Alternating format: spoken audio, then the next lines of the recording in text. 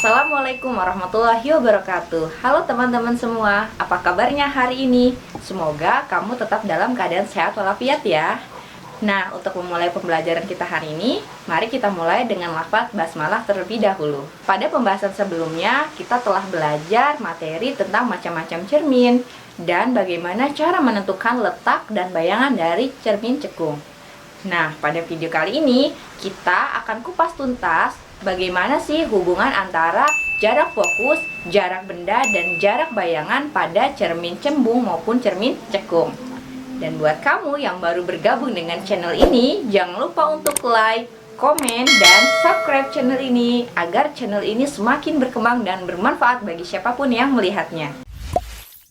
Oh iya, sebelumnya aku mau kasih tahu nih ke teman-teman apa sih bedanya cermin cekung dan cermin cembung. Jadi teman-teman, cermin cekung adalah cermin yang permukaan bidang pantulnya berbentuk cekung atau melengkung ke dalam. Cermin cekung juga memiliki sifat mengumpulkan cahaya, sehingga biasa dikenal dengan cermin konvergen. Sedangkan cermin cembung bersifat menyebarkan sinar, sehingga biasa disebut dengan cermin divergen. Oh iya teman-teman, bagaimana ya hubungan antara titik fokus, jarak benda, dan jarak bayangan? Nah, hubungan ketiga ini dapat kita tuliskan dalam sebuah rumus yang ada di sini, di mana 1/F sama dengan 1/S ditambah 1/S aksen. F di sini adalah titik fokus atau jarak fokusnya, S adalah jarak benda, dan S aksen adalah jarak bayangan. Rumus ini berlaku pada cermin cekung maupun cermin cembung. Yang membedakan adalah pada cermin cembung, nilai titik fokusnya akan bernilai negatif. Nanti akan kita bahas lebih tuntas pada contoh soal ya. Oke teman-teman, selanjutnya kita akan bedah soal atau kita akan aplikasikan pada contoh soal dari rumus hubungan antara titik fokus, jarak benda, dan jarak bayangan. Nah, di sini aku tuliskan kembali rumusnya ya. 1/F sama dengan 1/S ditambah 1/S aksen. F adalah jarak titik fokus, ini bisa cm ataupun meter ya. Jadi tergantung soalnya nanti. Lalu ada S, jarak benda, satuannya sama, dan S aksen, jadi ada tanda petik di atas ini adalah menandakan dia aksen yang berarti jarak bayangan. Nah, kita langsung aja ke contoh soal. Di sini ada sebuah lilin yang berada atau jaraknya 20 cm di depan cermin cekung. Jadi kalau kita lihat, ini adalah cermin cekung ya. Yang ditanyakan adalah, jika jarak fokusnya 10 cm, maka berapakah jarak bayangannya? Nah, langsung kita buat seperti biasa, D1 dulu ya. Apa yang dikatakan dari soal? Yang pertama, D1. Di sini adalah, kelihatan ini adalah jarak benda. Jarak benda berarti S ya. S-nya adalah 20 cm. Lalu titik jarak fokus berarti F. F-nya adalah 10 cm. Yang ditanyakan adalah D2-nya. D2-nya adalah berapa jarak bayangan. Jarak bayangan berarti S aksen. S aksennya. Langsung D3 dijawab. Kita masukkan rumusnya langsung. 1/F sama dengan 1/S ditambah 1/S aksen. Angkanya kita masukkan. 1/F-nya berapa? 10. S-nya adalah 21/20 ditambah 1/S aksen. Kita taruh di sini ya karena tidak cukup. Langsung kita pindahkan. Yang S aksennya kita taruh ke keluar. 1/S aksen sama dengan 1/10 dikurang 1/20. Kita turunkan 1/S aksennya. 1, kita samakan penyebutnya ya. Berarti penyebutnya berapa? 20. 20 dibagi 10. Akhirnya 2. 2 kali 1, 2. Dikurang 20 bagi 20, 1 kali 1, 1. 1/S aksen sama dengan 2 dikurang 1, 1/20. Jadi berapa S aksennya? 20 dibagi 1, akhirnya 20 cm. Ketemu. Ini adalah hasil dari S aksennya atau jarak bayangannya bernilai 20 cm. Oke teman-teman, selanjutnya kita masuk contoh yang kedua ya. Ini contohnya hampir sama tapi juga sedikit berbeda. Apa yang bikin berbeda? Nah, kita baca dulu ya. Suatu benda terletak 15 cm dari cermin cembung. Nah, kalau tadi cermin cekung, ini cermin cembung. Yang fokusnya 5 cm. Pertanyaannya, tentukan jarak bayangan yang dihasilkan. Kita buat D1-nya dulu. Ada benda terletak 15 cm, berarti ini adalah jarak benda. Berarti S ya, 15 cm. Lalu ada F fokusnya 5 cm. D2-nya yang ditanyakan adalah X aksen. Nah, tadi aku sudah katakan bahwa rumus ini berlaku pada cermin cekung maupun cembung. Yang membedakan adalah pada cermin cembung, titik fokusnya atau jarak fokusnya akan bernilai negatif. Berarti kita langsung aja taruh minus di sini. Langsung kita masuk D3. Rumusnya kita masukkan 1 per F, karena ini cembung berarti minus, sama dengan 1 per S ditambah 1 per S aksen. Kita masukkan angkanya, 1 per minus 5 sama dengan 1 per 15 ditambah 1 per S aksen. S aksennya kita taruh di kiri. 1 per S aksen sama dengan minus 1 per 5 dikurang 1 per 15. Kita masukin, langsung kita samakan penyebutnya ya. 1 per S aksen sama dengan, penyebutnya berapa nih kira-kira? Pakai 15 ya. 15 dibagi 5, 3 kali 1 minus 3 dong. Kurang 15 bagi 15, 1 kali 1, 1. 1 per S aksen sama dengan minus 3 dikurang 1, berarti minus 4 dibagi 15. Nah, cara mendapatkannya, ini kalau menurut aturannya harus kali silang ya. Tapi kalau aku mau kasih kalian cepatnya, dibagi aja, dibaginya dengan dibalik. Berarti S aksen sama dengan 15 dibagi minus 4. Hasilnya berapa? Minus 3,75 cm. Jadi nilai jarak bayangannya adalah minus 3,75. Gitu teman-teman. Oke teman-teman, selanjutnya rumus bagaimana menentukan perbesaran pada cermin ya. Perbesaran pada cermin disimbolkan dengan huruf M besar. Dimana M sama dengan H aksen per H sama dengan S aksen per S. H aksen adalah tinggi bayangan, H adalah tinggi benda, S aksen adalah jarak bayangan, dan S adalah jarak benda.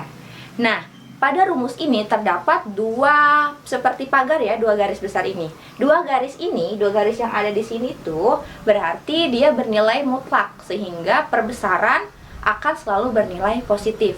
Nah, nanti akan kita bahas lebih jauh bagaimana pengaplikasiannya pada soal di perbesaran pada cermin cekung maupun cembung. Oke teman-teman, selanjutnya kita akan bahas rumus baru, yaitu cara menentukan perbesaran pada bayangan di cermin cekung maupun cermin cembung. Rumusnya sama, ya tadi sudah aku katakan bahwa perbesaran bayangan itu simbolnya adalah M besar. M sama dengan H aksen per H sama dengan S aksen per S. Nah, tanda kurung ini yang kayak pagar ini dikatakan sebagai tanda mutlak, di mana berarti M atau perbesaran itu selalu bernilai positif, gitu teman-teman. Nah, di sini aku tuliskan juga ya, M adalah perbesaran bayangan, H aksen adalah tinggi bayangan, H adalah tinggi benda, S aksen adalah jarak bayangan, dan S adalah jarak benda.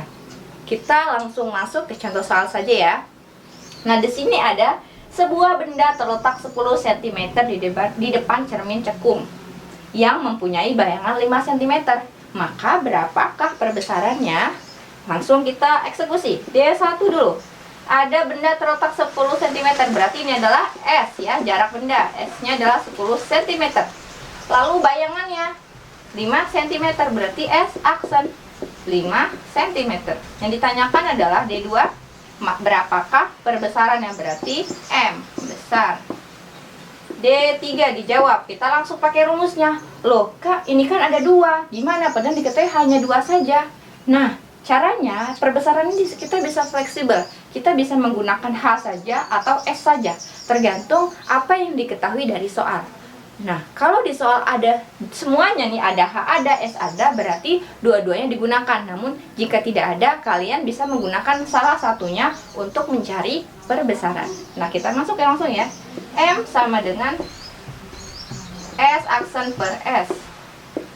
S aksennya berapa? S aksennya adalah 5. 5 per 10. Kita bagi, berarti hasilnya berapa? M sama dengan 1 per 2. Berarti jawabannya adalah setengah kali. Perbesarannya adalah setengah kali 1 per 2, atau kalau kita desimalkan berarti 0,5 kali. Gitu teman-teman. Gimana? Kita lanjut ke contoh kedua ya. Oke teman-teman, selanjutnya kita masuk contoh yang kedua pada rumus perbesaran bayangan. Nah, kalau kita perhatikan di sini, contoh ini agak sedikit mirip dengan contoh yang sebelumnya ya, hubungan antara titik fokus, jarak benda, dan jarak bayangan. Lalu bagaimana nih? Kita coba cross check dulu ya. Kita ketahui dulu D1.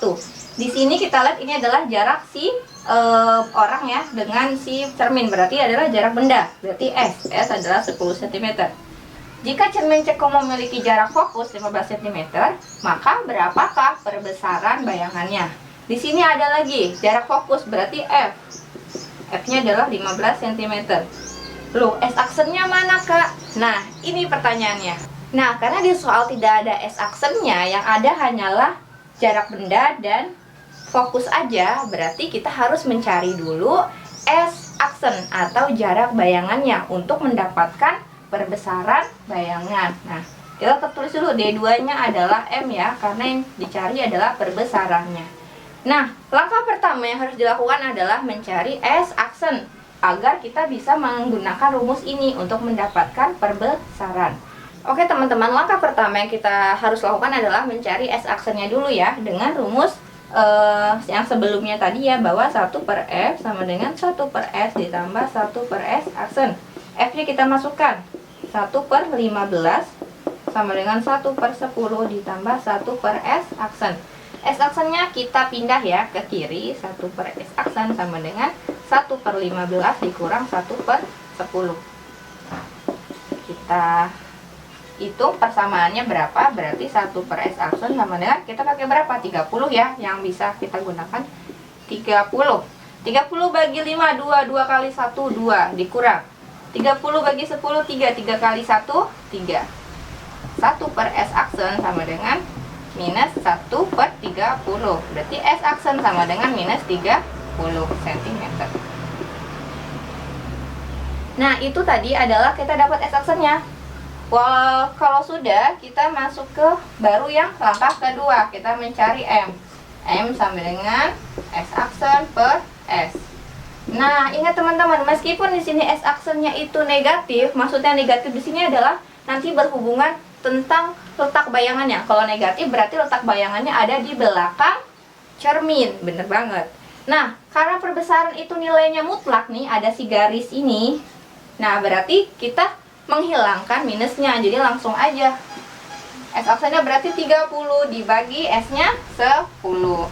30 bagi 10. Nolnya coret, 3 bagi 1, 3 kali. Berarti perbesaran bayangannya adalah 3 kali. Gitu teman-teman. Itu ya konsepnya. Semoga kalian paham.